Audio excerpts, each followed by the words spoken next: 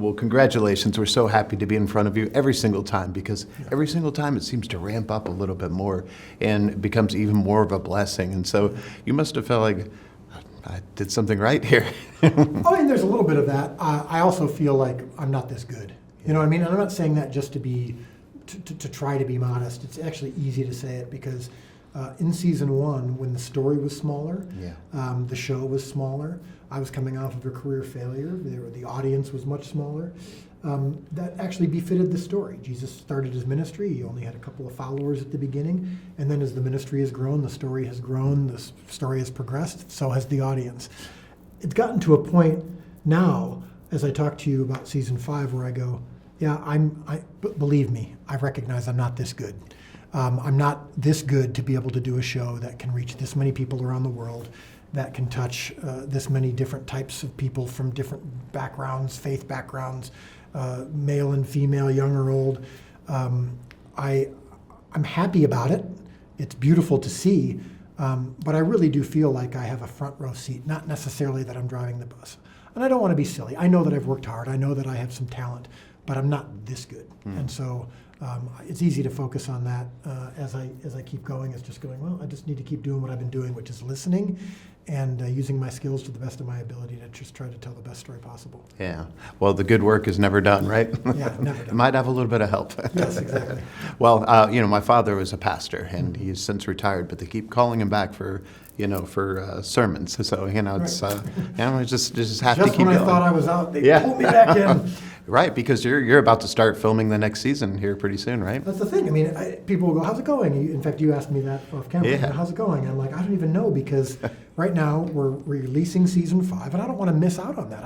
It's my favorite part is being done with the season and being able to show it to the world.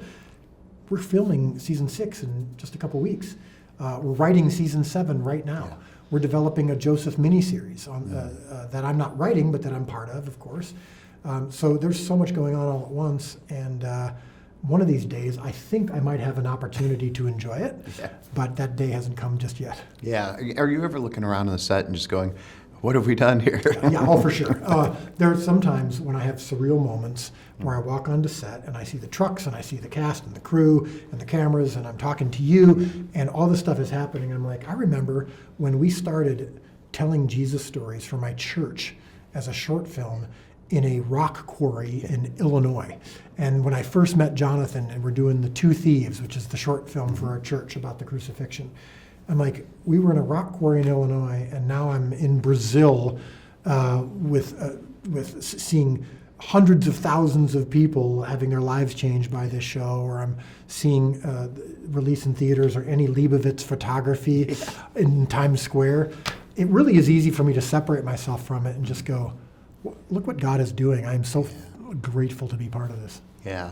And so now, of course, the big premiere is tomorrow. Tell us about what we're getting into here, because we know by the name that it's about to start getting a little bit sad. Yeah. This is, season 6, I'll just, spoiler alert, is for sure the saddest season. It's the most devastating season.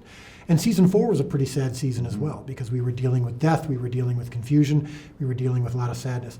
I wanted season 5 to, yes, of course it has weight, of course it has intensity, but we get to kick a little butt too. And so I thought, let's, on our way to the cross, Jesus takes a few people down, with him. And that was kind of fun. And so, yes, this is weighty, yes, it's sad, a lot. And we see a lot of confusion on the part of the disciples. And Mary Magdalene in particular, Mother Mary in particular, who have an idea of what's coming. We see a lot of this devastation approaching. But I don't want you to have 8 episodes of you're just miserable the whole time. There's some really extraordinary biblical truths that come out in this season, some beautiful things that Jesus says and does, and so we take our time with that as well. Yeah. And then, of course, going forward from here, you start in about a month. Where are you filming this time? Because I know it's sort of changed, and thankfully you got a little bit out of Texas, right? So yeah, we've got Texas and Utah, our usual suspects, yes. But this year we get to go somewhere else, and the crucifixion will be filmed in Italy. Wow. And so in actually the same location in which the Passion of the Christ was filmed. And I think there's something deeply emotive and spiritual about that, but it also just has a first century look that we can't quite get anywhere else. And so it's really going to make for a big Yeah. season. And there's a lot of responsibility and a lot of extraordinary effort going into it. But right now we get a chance to enjoy people experiencing season 5. Yeah. When you go onto the set, is there something that you tell yourself, or is there a prayer or something that you Yeah. do to kind of get yourself in the mode? Yeah, exactly. So every day on my way to the set, I'm preparing the scenes and reading the script. And we get on set, we do a rehearsal with all the actors, and then we send everyone to the trailers to get ready while the crew is setting up the first shot. That gives me about 45 minutes to an hour to be alone. And I take that time to be with God. And that's where I walk every time. I get some steps in while I am praying and while I'm trying to empty myself. I'm asking God for wisdom. I'm asking God to get me out of the way so that I can use my skills on what I'm good at, so that I can let Him do what He's good at. And that's my daily practice. I wish I had the discipline, and I need to get better at this, to do that even when I'm not filming. But I feel like when I'm filming, maybe that desperation is drawing me closer to God, and I hope that I can apply that to the rest of my life as well. I love that. Of course, my co-host Drew Pearson, call it the Hail Mary. We talk about the Yes, Hail of Mary course. moment. I bet you've had a Hail Mary moment with this. What do you suppose that was? Well, I think the Hail Mary moment was when we first just decided to do this, right? I mean, when just deciding to leave my job and to, as the opening credits of the show say, come on in, walk on the water. That was what we did when we decided to do a show like this, crowdfunded, based on the Bible, but doing new things that hadn't been done before. Every single day I feel like is a Hail Mary moment.